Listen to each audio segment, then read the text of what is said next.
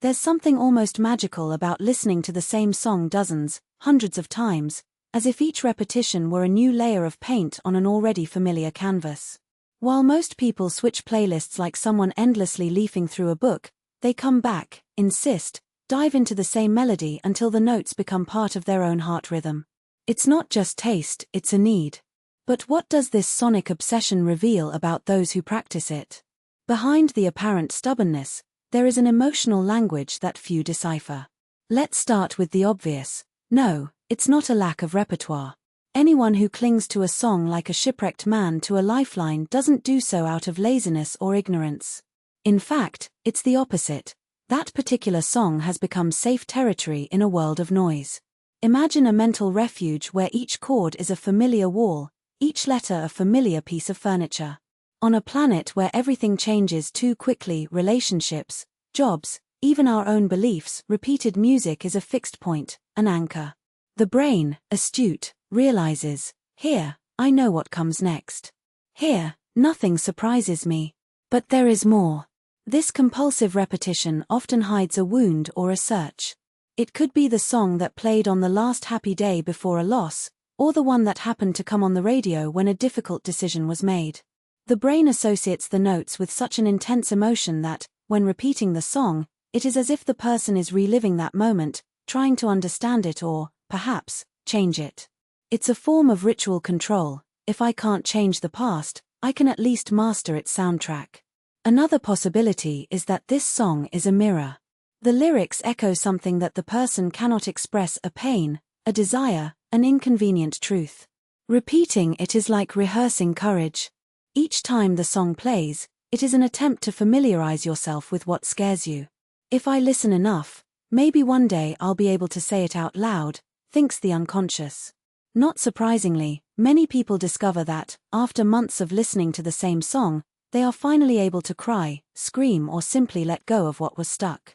And then there are the emotional perfectionists, those who seek a kind of purity in repetition. For them, each listen reveals a new detail: a sigh of the singer's voice, a background instrument that previously went unnoticed. It's as if they were taking the music apart note by note, trying to decipher its essence. In this case, repetition is not obsession, but devotion. That song became an object of study, a puzzle that never ends. But be careful, when repetition becomes prison, the warning sign comes on. There are those who use the same music as an emotional crutch, avoiding facing what is on the outside. This is the case of those who, after a disappointment in love, listen only to sad songs for months, as if mourning needed an eternal soundtrack. Or those who, in solitude, repeat a happy song until it loses its meaning, becoming just white noise to drown out the silence.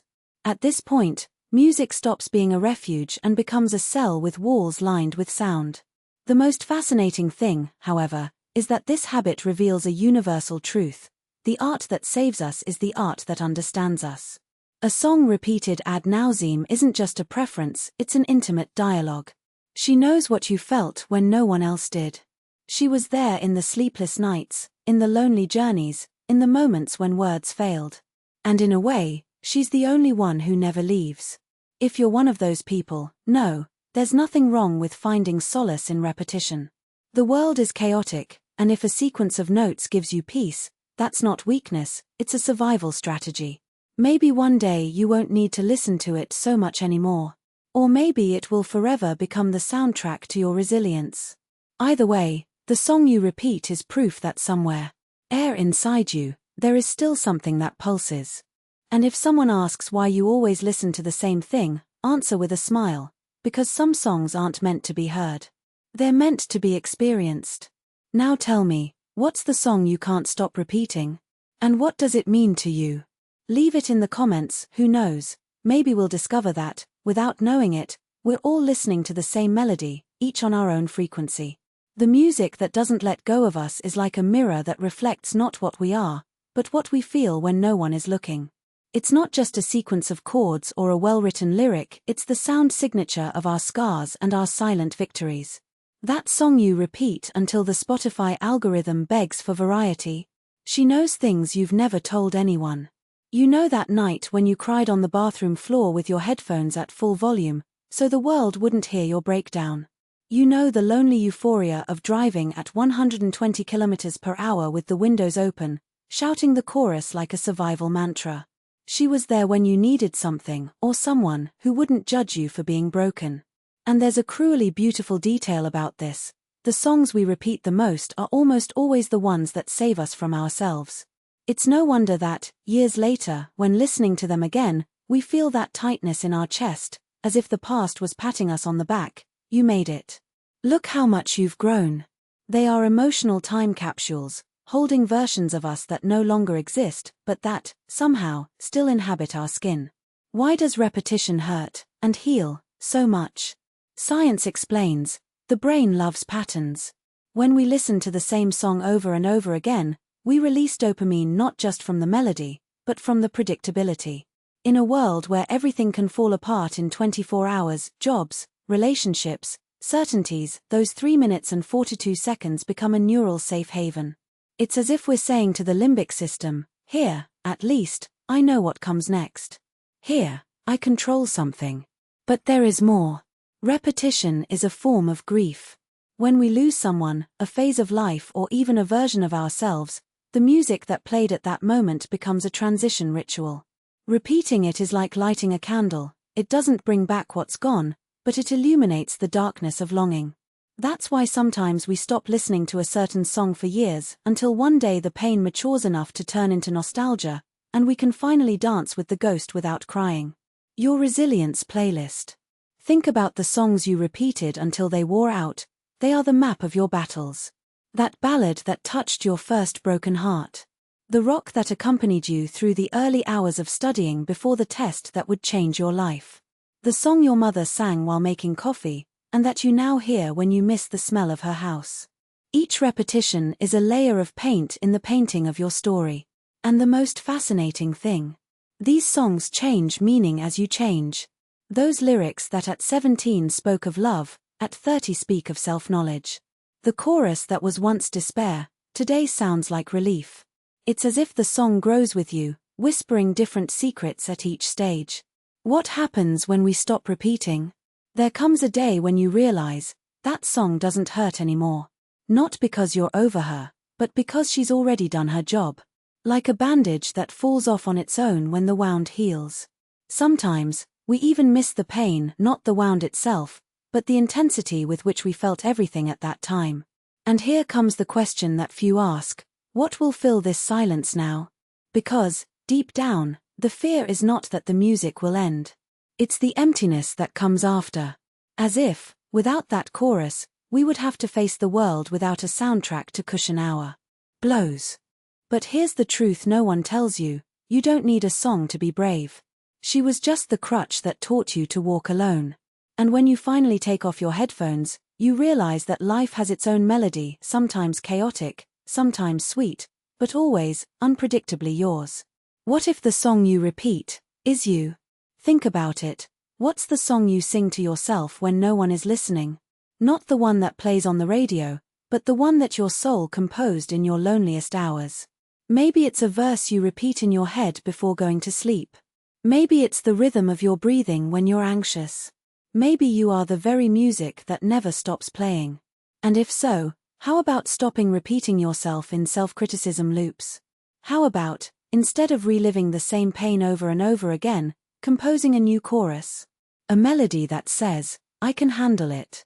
I deserve it. I am more than my wounds. Because, in the end, the art that saves us isn't just the one that understands us, it's the one that makes us want to dance again. Now tell me. 1. What is the song that you repeated until you were tired at every stage of your life? Adolescence, first disappointment, professional achievement. 2. Is there a song that you avoid listening to today, but that was once your salvation? Why? 3. If your life had a soundtrack right now, what would it be? And what would she say about you? Leave it in the comments, because the best playlists are the ones we make together. And who knows, when you share, you might discover that the music that saved you also saved someone on the other side of the world. And if this text touched you, save it. One day, you may want to reread it and remember, that's how I felt. And look how I got here. Until the next note. Multiple musical notes. The music we are, an invitation to rewrite your soundtrack. Have you ever stopped to think that life is not a random playlist, but a composition that you re-record every day? That melody that plays on loop in your head is no accident. It's made up of the notes you choose to repeat: the "I'm not enough," the "this always goes wrong," the "no one understands me." But here's the truth no one told you: you are the producer, composer, and DJ of this track. And if until now you've only heard the greatest hits of your pain, how about releasing a new album? 1. The algorithm of your mind, and how to hack it. Your brain is like Spotify, it recommends what you listen to most. If you spend years repeating "I don't deserve it," don't expect that "I'm amazing" will suddenly be added to your self-esteem shuffle. Science calls this confirmation bias. Your mind filters reality to prove your beliefs are right. In other words, if you believe that the world is hostile, it will only show you the hostile parts, like an Instagram feed full of haters because you only follow toxic profiles. But here's the plot twist: you can reprogram this algorithm. Step 1. Identify your toxic hits. What are the 3 phrases that repeat most in your head? Write it down. Yes, now. Grab your cell phone or a piece of paper. Example: I always screw up. No one takes my side. I can't take it anymore. Step 2. Change the lyrics, keep the melody. The brain likes familiarity, so there's no point forcing an "I'm perfect" if you don't believe it. Instead, rewrite your sentences with actual nuance.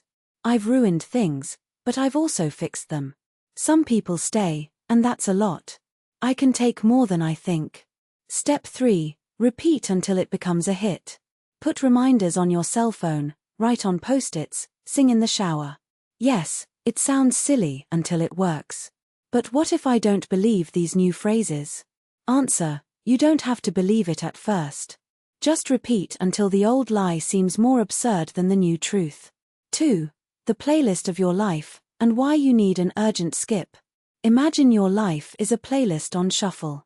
Some songs are anthems of overcoming: I survived 2020, I survive anything. Others are sad ballads you hear in the dark: why does everything go wrong with me? And there are those that are background noise, the beliefs that you no longer notice, but that dictate your steps. The problem? Most people never edit this playlist. They get stuck in the same loop, like an earworm, that song that doesn't leave your head, that lasts for decades. Radical exercise: do it now. 1. Think of 3 moments in your life when you felt totally alive: an achievement, uncontrollable laughter, inexplicable peace. 2. What song would you play at this moment? Don't overthink it, the first one that comes to mind. 3. Now ask, why isn't this song on my daily playlist? Real example. A reader told me that, in the most difficult days of depression, the song that saved her was "Here Comes the Sun" by the Beatles. But she only listened to her when she was already at rock bottom. Why don't I play this every day? She asked herself. Because we think we deserve salvation only in emergencies. 3. The silence between the notes, the power of empty spaces. Have you ever noticed that the best songs have breaks? Silence is not the absence of sound, it is part of the composition. In life, we call this self-compassion, the space between error and self-blame, between falling and guilt. What do you do in your silences? Option A. Fills it with more noise: why am I like this? That will never change. Option B. Let it breathe. Allows the next note to emerge on its own. But how do I do that? Answer: start with 1 minute a day. Close your eyes. Take a deep breath. Don't judge what comes to mind. If "I'm a failure" comes, watch it as a cloud passing by. It's not you. It's just a dropped note. Golden tip: play instrumental music in the background: piano, guitar, nature sounds. The brain associates silence with danger, a legacy of evolution, so a soft sound convinces it that it is safe to rest. 4. The music you've never heard, and need to discover. Here's a painful truth: you don't know every song in your own life. There are melodies that you never let play because you thought they didn't deserve it. The song of your courage, the one that plays when you do something that scares you. The song of your peace, the one you hear when you finally stop fighting against yourself. The song of your forgiveness, The one you avoid because you think that forgiving is betraying your pain. Challenge. This week, do one thing you've avoided for years, call that friend, apologize, say no without guilt. And pay attention, what song comes up inside you when you do this? This is the soundtrack to the version of you haven't met yet. 5. Your current soundtrack, and how to change it today. If your life were a movie, what genre of music would you be playing right now? Horror trail? Constant anxiety, unrealistic fears? Romantic drama? Longing, idealization of the past? Slapstick comedy? Forced laughter, social masks? Epic of overcoming? Even with the drops, the song sounds like I'm going further. The secret? You can change the gender at any time.